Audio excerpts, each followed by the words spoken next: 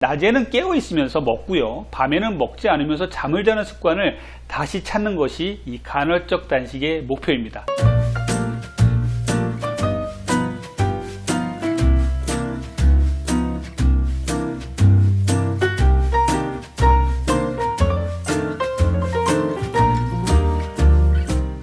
안녕하세요.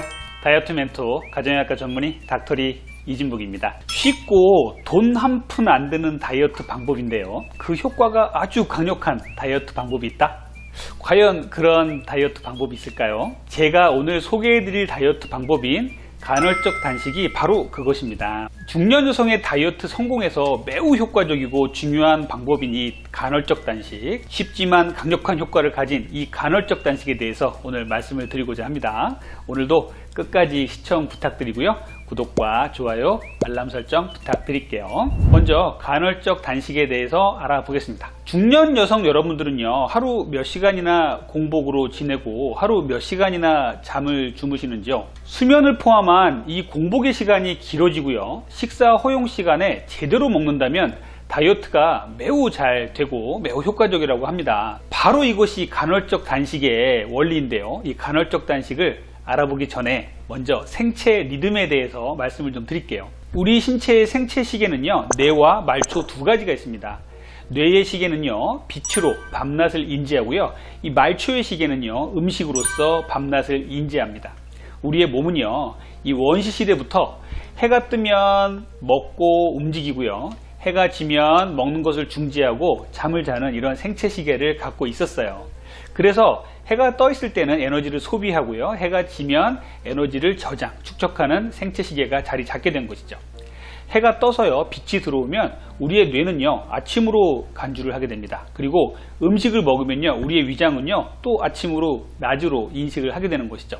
그런데 전기가 발명되고요, 도시화가 진행되면서 사람들은요, 밤에도 활발하게 활동을 하고 또 야식 같은 것을 시켜 먹기 시작했어요. 이러면서 우리의 생체 리듬, 생체 시계는 이제 교란이 오기 시작하는 겁니다.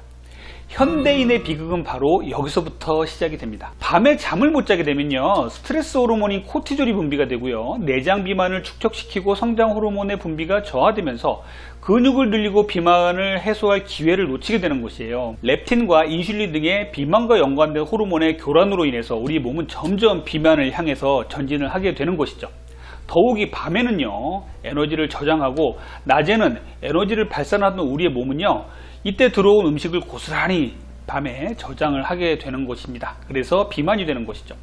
낮에는 깨어 있으면서 먹고요, 밤에는 먹지 않으면서 잠을 자는 습관을 다시 찾는 것이 이 간헐적 단식의 목표입니다. 현대인의 잘못된 식습관, 생활 습관을 바로잡아서 비만으로부터 해방시키려고 고안된 것이 바로 이 간헐적 단식인 것이죠. 특히 중년 여성의 경우 갱년기 즈음에 불면증이 있는 분들이 상당히 많은데요, 늦게까지 잠을 못 주무시면요, 야식의 유혹에 휘말리기 쉽고 음주를 자주 하는 경우도 많아서 이 간헐적 단식이 더욱더 중요하다고 하겠어요. 자, 그러면 이 간헐적 단식의 원리에 대해서 좀 말씀을 드리겠습니다. 간헐적 단식의 원리는 간단합니다. 우리 몸의 생체 시계와 같이 낮에 깨어 있을 때 먹고 활동하고요, 어두워지면요, 먹는 것을 멈추고 잠을 자는 것이에요. 아주 간단하고 쉬워 보이지만 밤 문화에 적응된 우리 현대인들은 좀 힘든 것이 또 간헐적 단식입니다.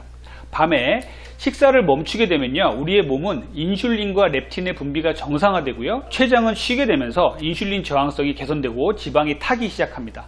간헐적 단식을 제대로 하게 되면요, 우리의 몸의 대사가 정상적으로 돌아오고요, 호르몬의 불균형도 바로잡아지게 되면서 비만이 해소가 되는 것이에요. 특히 내장 비만이 해소가 되고 노화를 예방할 수가 있습니다. 일반적인 단식의 효과에서 우리가 주목하는 것이 세포의 자가 포식과 인슐린 저항성의 개선입니다. 자가 포식이란 것은요, 젊은 세포들이 늙고 병든 세포들을 잡아먹게 되어서 노화 방지와 젊음을 유지하게 되는 비결이 되는 것이에요. 단식을 통해서요, 췌장은 쉬게 되고 인슐린의 저항성은 개선되면서 세포에서는 인슐린 감수성이 좋아지게 되고 비만과 당뇨병 등의 질병을 예방하게 되는 것입니다. 미국 존스 홉킨스 대학의 마크 메슨 교수의 연구에 의하면요, 간헐적 단식이 대사 전환을 일으켜서 세포 속에 저장된 지방을 에너지로 사용함으로써 세포의 건강을 회복시킨다는 결과를 발표했습니다. 그런데 일반적으로 며칠씩 굶는 다이어트를 하는 것은 실제로 힘들죠. 그래서 주목받은 것이 바로 단식 모방 다이어트입니다. 롱고 박사 등에 의해서 주창된 이 단식 모방 다이어트는요, 며칠씩 굶는 다이어트는 아니지만 하루 중 일정 시간의 단식 시간을 가지면요, 단식의 이점을 그대로 가져올 수가 있다는 것이에요. 이 단식 모방 다이어트가 간헐적 단식이고요. 이를 통해서 우리는 비만의 해소와 여러 질병을 예방할 수가 있는 것입니다. 자, 간헐적 단식의 실제적인 방법에 대해서 한번 알아볼게요. 간헐적 단식의 방법은요, 여러 가지가 있습니다만 제일 중요한 것은요, 단식의 시간이 최소한 12시간은 넘겨야 한다는 것입니다. 최소 12시간의 단식 시간이 있어야만 우리 몸의 췌장이 쉬게 되고요, 인슐린 저항성이 개선되는 것으로 되어 있어요. 그래서 가장 기초가 되는 간헐적 단식의 방법은요, 12대12입니다. 12시간은 먹고 12시간은 금식을 하는 것이죠. 이 12대12 방법은요, 아주 쉽기 때문에 일반인들도 쉽게 할 수 있는 방법이에요. 예를 들어서 아침 7시에 아침밥을 먹었다면요, 저녁 7시까지 저녁 식사를 마치고요, 이후에는 물 외에는 칼로리가 있는 음식은 먹지 않는 것이에요. 14대10 방법도 있어요. 14대10 방법은요, 아침 식사를 아침 9시에 시작을 하고요, 저녁 식사를 7시에 마치면 됩니다.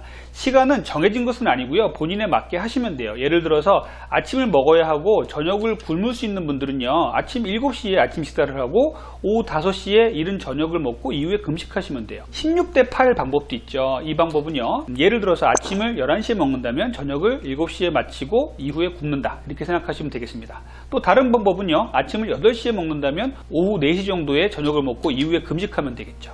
이렇게 하시면 16대8이 됩니다. 5대2 방식은요, 5일을 먹고 이틀을 단식하는 이런 방법이 되겠습니다. 이렇게 여러 가지 방법이 있지만 개개인의 상황에 맞춰서 하시면 되는 것이 간헐적 단식이에요. 그러면 간헐적 단식에서 우리가 중요하게 생각해야 될 것들을 몇 가지 좀 알아볼게요. 간헐적 단식에서 중요한 것 1번은요, 정답은 없다 입니다. 나의 스타일에 맞춰서 하자, 이런 말이죠. 수년 전부터 새벽형 인간이 좋다 그래서요, 여러 사람들이 새벽형 인간이 되려고 아침부터 일어나서 막 호들갑을 떨었습니다. 그런데요, 본인의 스타일이 아침형 종달새형 인간이 아니라 올빼미형 인간인데 무리하게 아침형 인간이 되겠다고 새벽에 일어난다면 그 사람은요, 생활 리듬이 깨져서 하루 종일 더 힘들 거예요. 제일 먼저 해야 될 거는요, 본인의 스타일과 생체 리듬을 제대로 파악하는 것입니다. 나는 새벽형 인간인가 야간형 인간인가를 먼저 파악을 해야겠죠.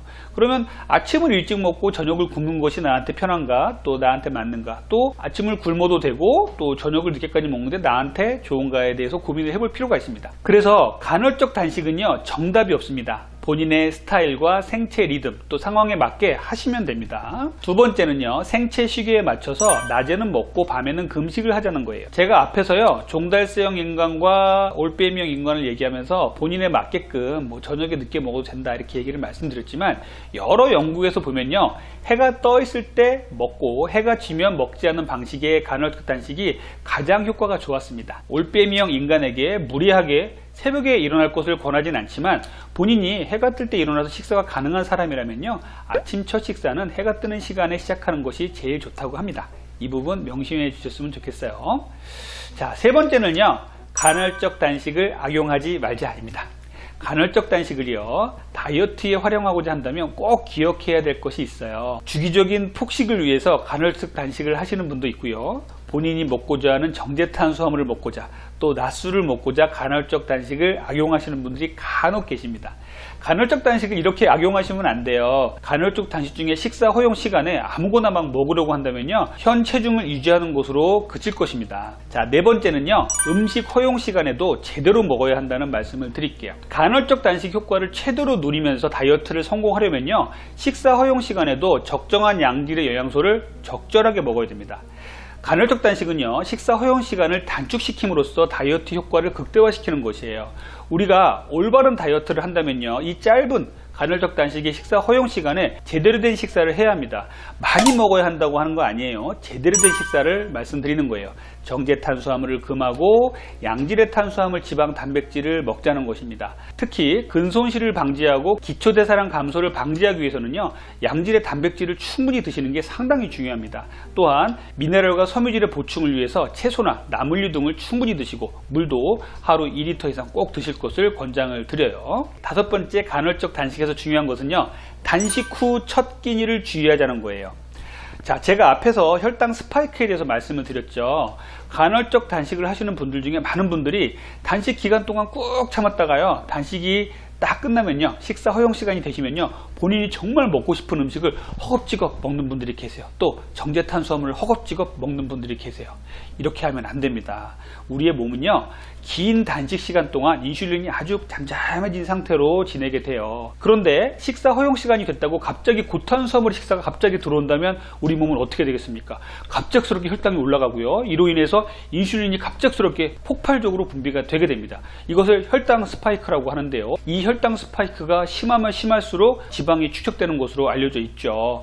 연구에 의하면요, 혈당 스파이크는요, 단식 시간이 길어지면 길어질수록 더 강하게 나타난다고 합니다. 따라서 간헐적 단식 중에 단식이 끝나고 첫 끼니를 하는 경우 정제 탄수화물을 피하고요, 단백질과 양질의 탄수화물, 지방을 적절히 드시는 것이 상당히 중요합니다. 이렇게 되면요, 혈당 스파이크를 막고 인슐린의 폭발적인 분비를 막아서 지방이 축적되는 것을 막고요, 다이어트를 성공하는 방법이 될 수 있을 거예요. 오늘은 쉽지만 강력한 다이어트 방법인 간헐적 단식에 대해서 같이 알아봤습니다. 오늘 제가 말씀드린 이 간헐적 단식의 원칙과 중요한 부분 잘 한번 숙지해 주시고요, 이렇게 실천을 해 주신다면 중년 비만의 탈출에 큰 도움이 되실 거라고 생각을 합니다. 지금까지 여러분의 건강한 다이어트를 응원하는 닥터리TV 원장 이진복이었습니다. 구독과 좋아요 꼭 부탁드릴게요. 다음번에는 더 좋은 내용으로 찾아뵙겠습니다. 감사합니다.